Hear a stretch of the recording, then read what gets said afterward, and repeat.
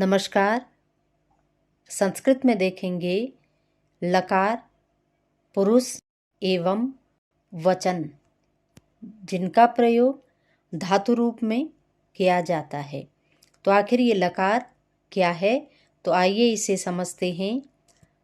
तो चलिए देखते हैं।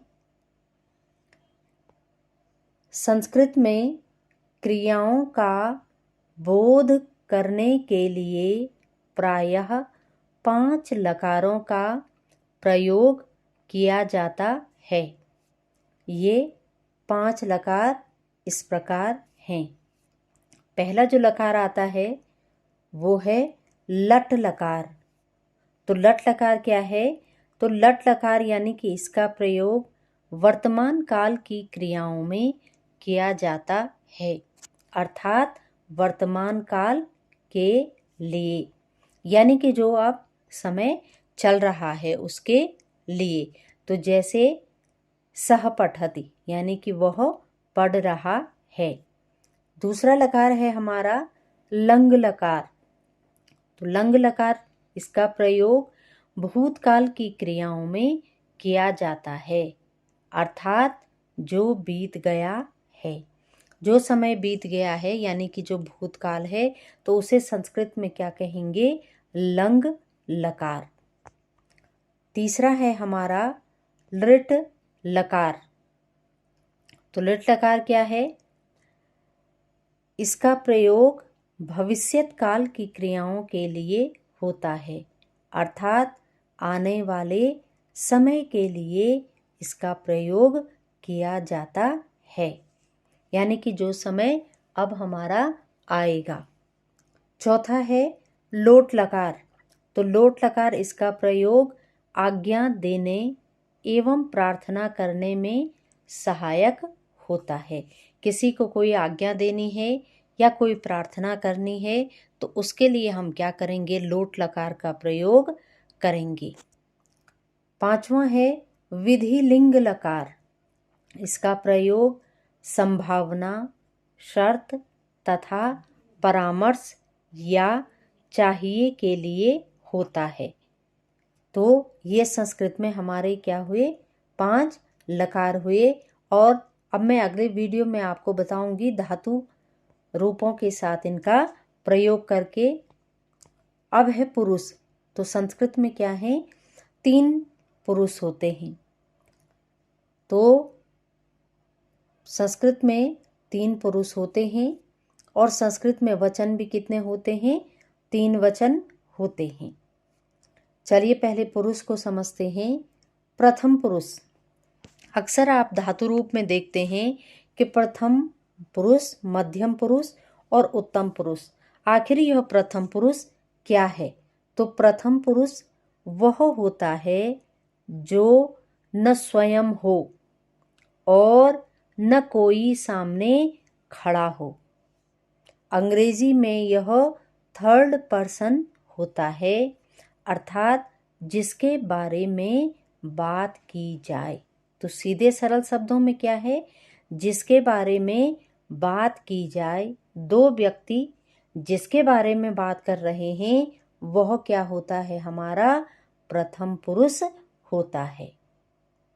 साफ साफ लिखा है कि जो न स्वयं हो और न उसके जो सामने खड़ा है, वो दोनों प्रथम पुरुष नहीं है। जिसके बारे में बात की जा रही है यानी कि जो थर्ड पर्सन है वह क्या है? प्रथम पुरुष है। आगे है मध्यम पुरुष। मध्यम पुरुष क्या है? जो सामने खड़ा हो, जो हमारे क्या है? सामने खड़ा है और जिससे बात की जाए वह क्या है? मध्यम पुरुष की श्रेणी में आएगा। अगला है उत्तम पुरुष। अपने लिए प्रयुक्त होता है, यानी कि ये जो उत्तम पुरुष है यह हम अपने स्वयं के लिए इसका क्या करते हैं? प्रयोग करते हैं, यानी कि जो बात कर रहा है वो क्या है? उत्तम पुरुष है। तो सीधे सरल शब्दों में प्रथम पुरुष जिसके बारे में बात की जाए वो प्रथम पुरुष, मध्यम पुरुष जिससे बात की जाए और उत्तम पुरुष जो बात कर रहा है। तो ये तो हमारे क्या हुए, संस्कृत में 3 पुरुष हुए। तो चलिए अब वचन भी देखते हैं और हम इन पुरुषों का प्रयोग किस तरह से होता है उसको भी हम देखेंगे। अब क्या कह रहे हैं, पुरुष यानी कि एक वचन, द्विवचन और बहुवचन। धातु रूप में आपने देखा होगा कि इसी तरह से क्या है, कॉलम बना हुआ होता है। एक तरफ पुरुष आते हैं तो एक वचन, संस्कृत में 3 वचन हैं। एक वचन का मतलब हुआ एक, द्विवचन का मतलब हुआ 2 लोग या 2 की संख्या, और बहुवचन का मतलब हुआ बहुत सारे। तो प्रथम पुरुष के लिए क्या आता है, सह, तौ, ते। सह का अर्थ होता है वह, तौ का अर्थ वे दो, और ते का अर्थ वे सब। तो सह, तौ, ते, वह, वे दो और वे सब। तो प्रथम पुरुष में आता है वह।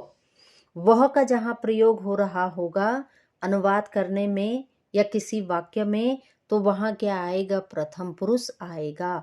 वह जाता है, वे 2 जा रहे हैं और वे सब जा रहे हैं। तो ये क्या होगा, प्रथम पुरुष होगा। फिर है मध्यम पुरुष, त्वम, युवाम, यूयम। त्वम यानी कि तुम या तू एक वचन में, युवाम यानी कि तुम 2 द्विवचन में, और यूयम तुम सब बहुवचन में। तो यानी कि तुम या तू, युवाम तुम 2 और युवाम तुम सब। यानी कि तू कहाँ जा रहा है, मध्यम पुरुष में। तुम 2 कहाँ जा रहे हो, मध्यम पुरुष में। और तुम सब कहाँ जा रहे हो, मध्यम पुरुष में आएगा। अब है उत्तम पुरुष, यानी कि पहले भी हमने पढ़ा था कि उत्तम का प्रयोग किसके लिए होता है, अपने लिए प्रयुक्त होता है। तो क्या होगा, एक वचन में अहम, अहम का अर्थ क्या हुआ, मैं। आवाम, हम 2, और बहुवचन में है वयम, हम सब। अहम, आवाम, वयम। तो अब प्रथम पुरुष वह जाता है, मध्यम पुरुष में तुम जाते हो, और उत्तम पुरुष में मैं जा रहा हूँ। तो ये क्या है, हमारे तीनों पुरुष हैं। और तीनों ये धातु में, जब तक हम इन पुरुषों को नहीं समझेंगे तब तक हमें धातु रूप याद करने में और अनुवाद करने में क्या होगी, दिक्कत होगी। तो आपने ये ध्यान रखना है कि प्रथम पुरुष में वह, वे 2, वे सब, यानी कि सह, तौ, ते। मध्यम पुरुष में तुम, तू या तुम 2, तुम सब, तो त्वम, युवाम, यूयम। और उत्तम पुरुष में मैं, हम 2, हम सब, अहम, आवाम, वयम। तो ये छोटी सी तालिका है, बहुत महत्वपूर्ण है। तो इसको आपने क्या करना है, याद करना है, समझना है और याद करना है। अब है कि संस्कृत में काल, काल का अर्थ क्या होता है, समय। हिंदी में तो हम काल का वर्तमान काल, भूतकाल का प्रयोग करते हैं, लेकिन काल अर्थात समय को संस्कृत में बताने के लिए हम क्या करते हैं, लकार का प्रयोग करते हैं। जो अभी हमने ऊपर लकार देखे थे, 5 लकार, तो उन लकारों का प्रयोग किसके लिए होता है, समय को बताने के लिए। तो ये छोटा सा वीडियो था, बहुत महत्वपूर्ण है। तो आपको वीडियो कैसा लगे ज़रूर कमेंट बॉक्स में बताइएगा, और चैनल को ज़रूर सब्सक्राइब कीजिएगा। तो इसी के साथ बहुत बहुत धन्यवाद।